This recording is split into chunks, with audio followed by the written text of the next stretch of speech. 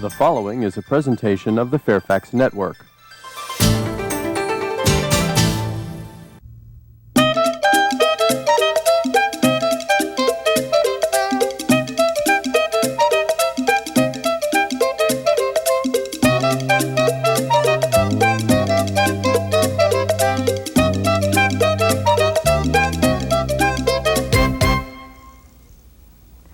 Hola, ¿qué tal? Me llamo Doña Ada. Hello, my name is Mrs. Ada. Welcome to our World Tour Language Series. We are presenting you the Spanish series with our program number 1.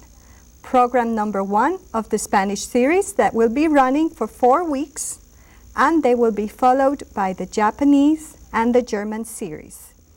This is a program that is geared towards elementary school children, 5th and 6th grade mainly, but I would like to invite all ages to follow our 4 weeks of Spanish because we will present culture, history, and of course the language facts of Spanish. This is a course that will also present some recipes for those who like cooking and like food, and we would like to invite the children as well to follow, but with the supervision of their adults or parents. I would like to mention that when you register in our class, you will have this workbook, which is the World Tour Language Series workbook in Spanish, which includes the lessons, and it also has drills and activities that you can do at home and follow our program every lesson. We have come up also with an acronym of the Spanish word, and I'd like to share it with you. We have S for speaking and understanding, P for people and their lifestyles, A for arts and culture, N for new friends, I for interests, S for sound good, and H for have fun, and that's exactly what we intend to do. We would like to have fun at the same time as we learn, and that's at the same time I teach. As all classes in our classrooms, we also have objectives, and I'd like to mention it to you tonight. We have the objectives starting with class introduction, which is what we are about to do now. Where is Spanish spoken? Names and introductions, language facts, Spanish alphabet, and Spain an introduction. Throughout our class, we have selected different countries that speak Spanish, and of course we're going to start with Spain. That is the mother of our language, which is España, España. And then it will be followed by Mexico or Mexico, and followed by Puerto Rico, Costa Rica, and lastly Peru. We will spend a couple of days on each country, and we will give you culture and history, and of course each basic language skills that each country is using. I'd like to talk a little bit about myself. My name is Doña Ada, Doña Ada, and we will talk a little bit later on about the title Doña. My name is Ada, and I come from Puerto Rico. I was born, I was raised, and I studied in Puerto Rico. I came to this country about 9 years ago. I had been invited to join the county and teach Spanish through the World Tour Language Series, which I'm very happy to do, and I hope we all enjoy each other's company. To start with our lesson, I'd like to present you now with the pronouns that we use. This is very important because we are going to use verbs as we speak, and we're going to need these pronouns. And these pronouns in Spanish are pronombres. Pronombres, there you have it.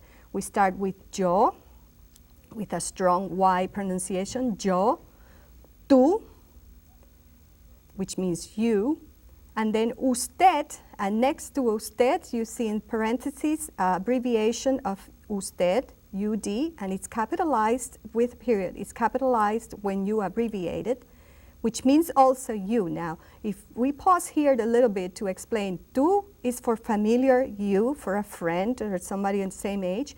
Usted is for formal. You use it with your teachers, you use it with your doctors, you use it with even sometimes with your parents. You can use that, grandparents, and people that you owe respect to when you speak. That is a formal you. Then we have él, which is he, and ella, she. Then we go to nosotros. Nosotros, which is we. And then we have the plural of you for both, either informal or formal, is ustedes.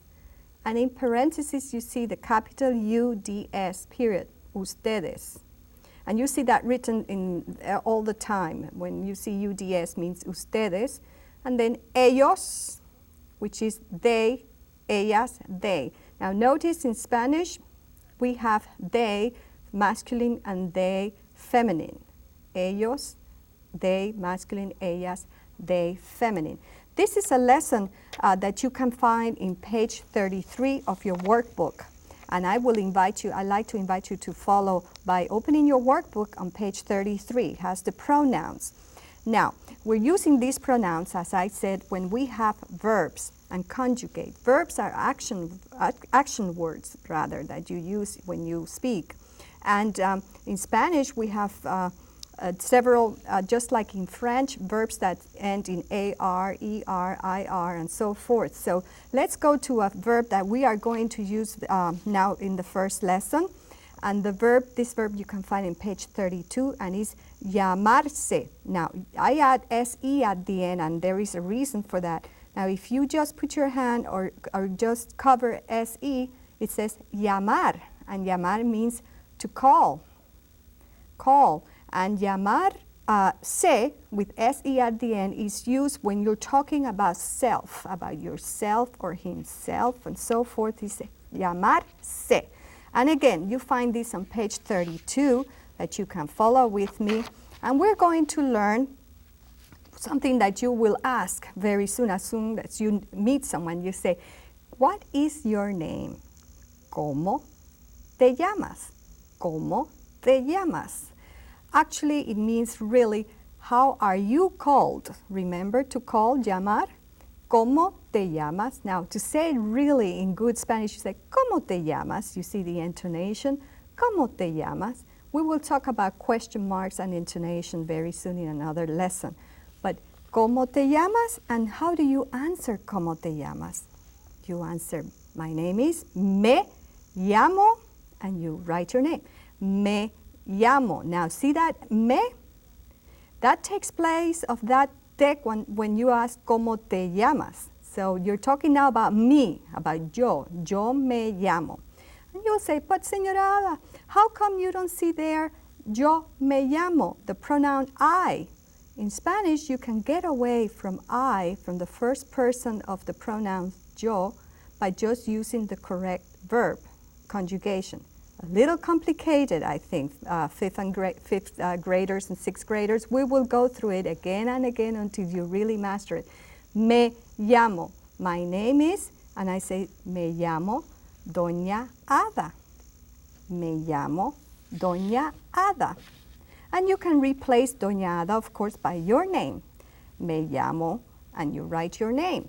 Now, since I'm an adult, to you, fifth and sixth graders, you will ask me in a polite way, hopefully, formal way, and you will say, ¿Cómo se llama usted? ¿Cómo se llama usted? Now, let's pause here a little bit. Remember when we said, ¿Cómo te llamas? And you use that TE and then llamas? Well, this time you're replacing the TE by se because you're using a formal way. A formal usted. ¿Cómo se llama usted? And that means really, what is your name or how are you called? What is your name? And of course, I will answer to you. I will say, me llamo Doña Ada. Me llamo Doña Ada. Now let's go to ask a friend.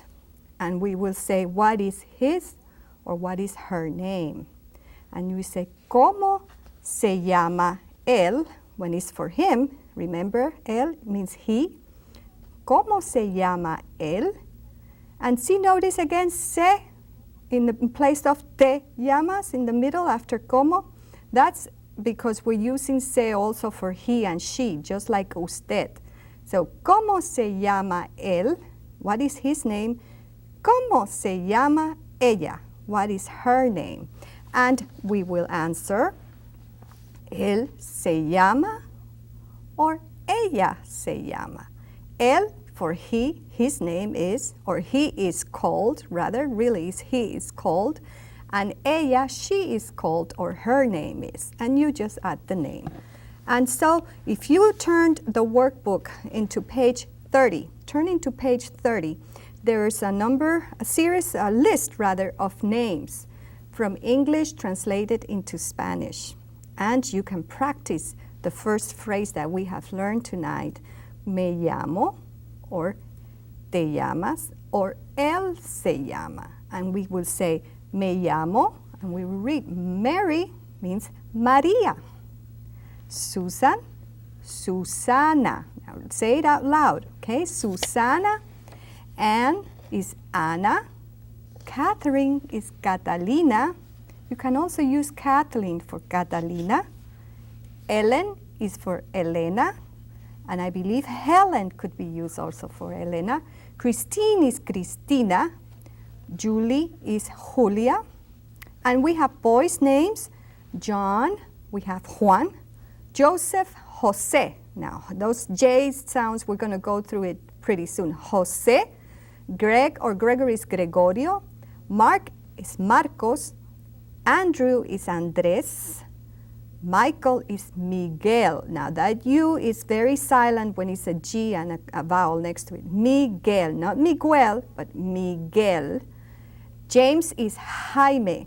There goes our J friend again, Jaime. We are going to practice that as soon as we get into our alphabet.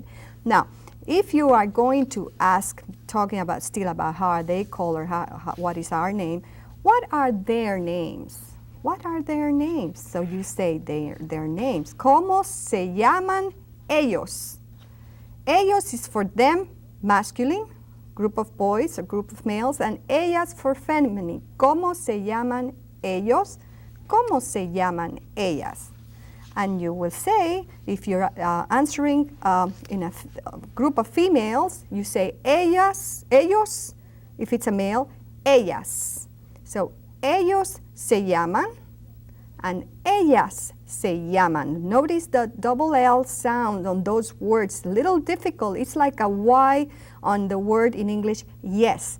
Ellos, ellas se llaman. Now, some countries even they can say ellos, ellas se llaman. It's perfectly all right. It's also correct. So if we say ellas se llaman Marta y Juana.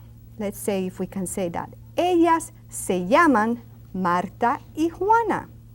They are called, or their names are Marta y Juana. They're female. So see the ellas is a female pronoun, Marta y Juana. And ellos se llaman Marcos y Juan. Ellos is a male, plural, they. Marcos y Juan, because they're two males, more than one. Marcos y Juan. And here, tricky.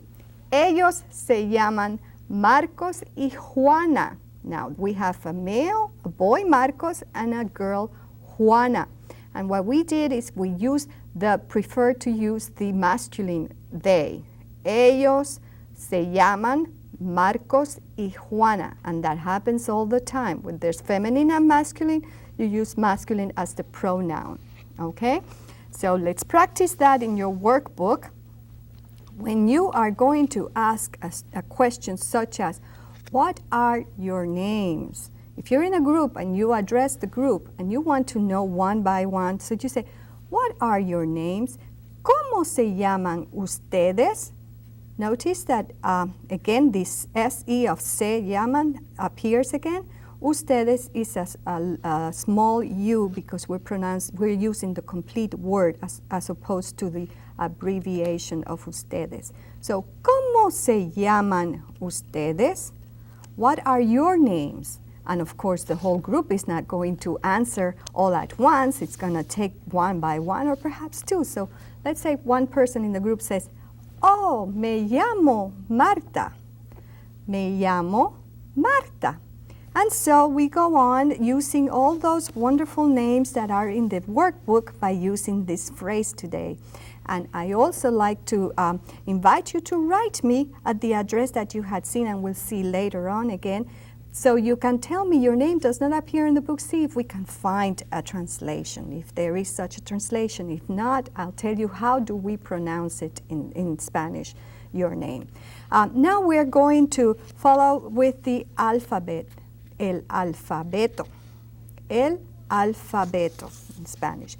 Now, before we go on, I'd like to tell you that in a way, the Spanish language is extremely organized language, and for everything, every letter there is, we pronounce it, and we pronounce it very well, open mouth, or we use all the techniques that it needs to be used in order to pronounce it correctly.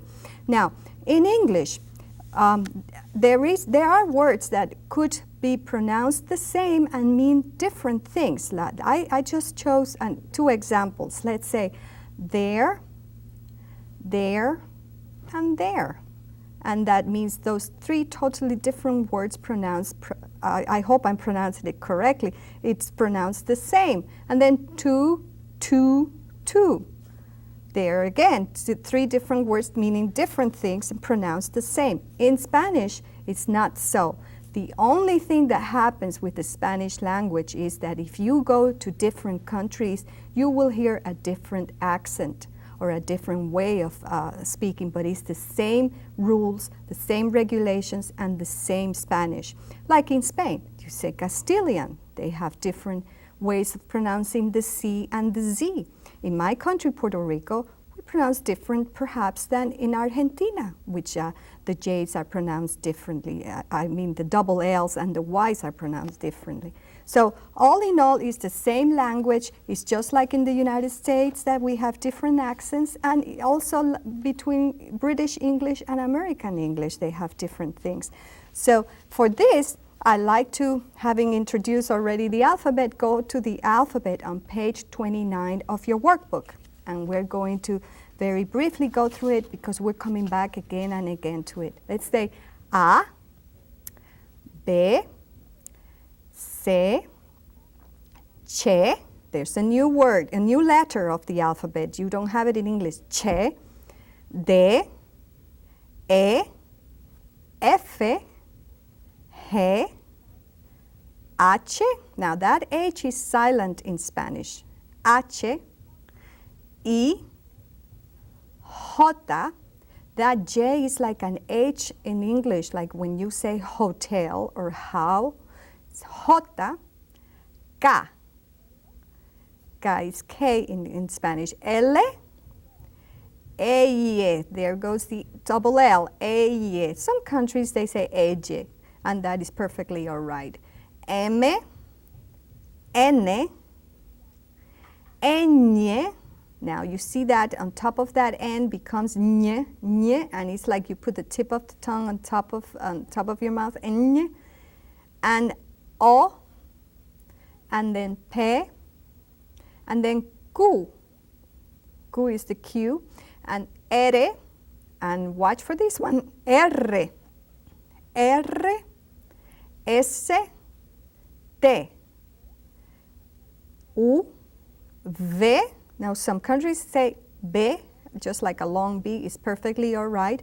Doble U or doble V, that's double, doble. X is the X.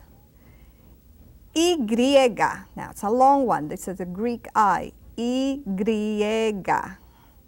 And Z. Now remember I mentioned in Spain and the Castilian language, we could say theta with a TH sound, and the letter C, S, it sounds like an S, I meant to say. The C sounds like an TH sound in Spain, and an S like in other countries like Puerto Rico, Cuba, and so forth. So C in Spain, in Castilian, is TH, the, and other countries that you hear is C. That's perfectly all right, S. And the Z, theta, and could be zeta. For me, it's zeta. Now that we have introduced the alphabet, and that, as I said, you can find it on page 29. You can also find it on workbook page 29, the vowels. Las vocales. Vocales. See, I mentioned vocales. I make a strong V, small V. You can say vocales. That's perfectly all right. So las vocales of the Spanish language comes like A. Now open that mouth. A, E, I, O, U. Again, A, E, I, O, U. Now that is open mouth. In French also you have some techniques when you use the language, when you pronounce, you either have to open your mouth or close your mouth and so forth. So it come out perfect. A, E, I, O, U.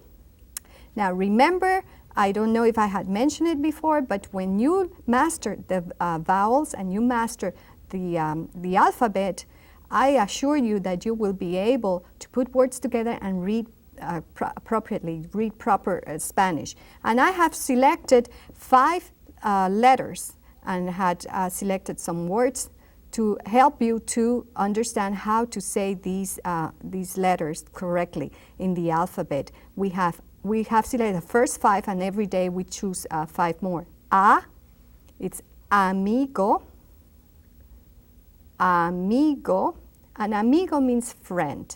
Friend. If it was this is a boy friend, a male friend. If it's a female friend, it's amiga. See that I say it quite long. Amigo, amiga. A, amigo. B, bueno. A very soft B, bueno. Bueno, which means good. Now, if it's a female or a female good is buena, buena. And then C is casa, casa, and cinturón. Casa means house. Cinturón means the belt, a belt that you wear with your dress. Cinturón. I put those 2 words because C, as you see, could have 2 ways of pronunciation. When the C is next to a strong vowel, just like A or O or U, A, O, U, the pronunciation becomes like a K. Casa, cosa, casa.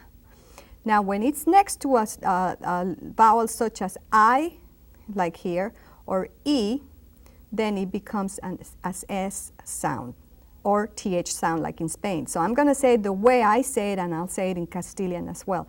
I say cinturón, C is an S sound, and cinturón. If you go to Spain, they would say cinturón, señora, cinturón, or cinturón.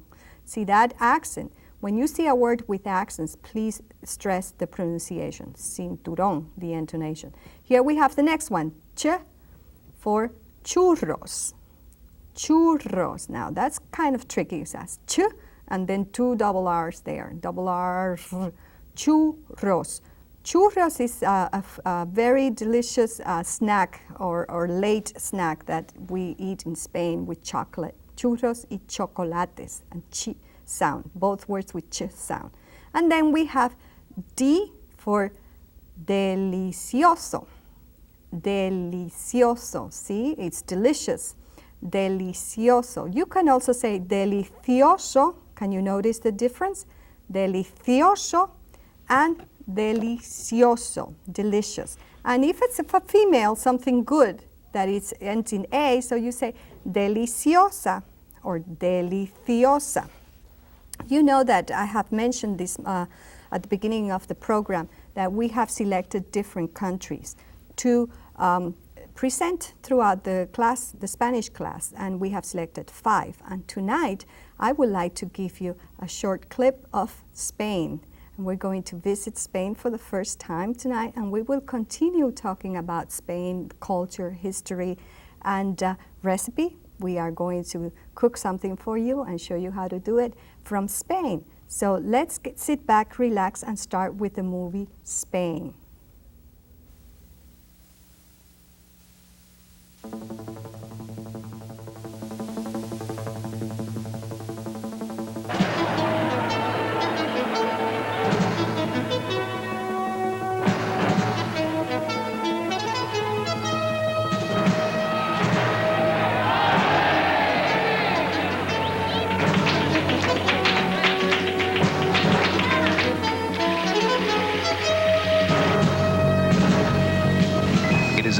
city like none other. Proud, aristocratic, contemporary, ageless.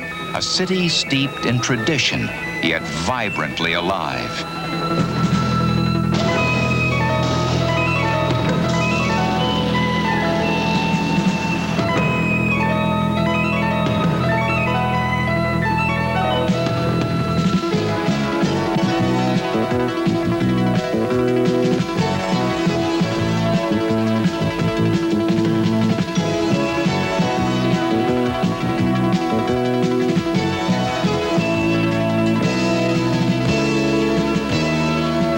Its bloodline is comprised of artists, explorers, conquerors, and dreamers. A noble city forged by the destiny of kings.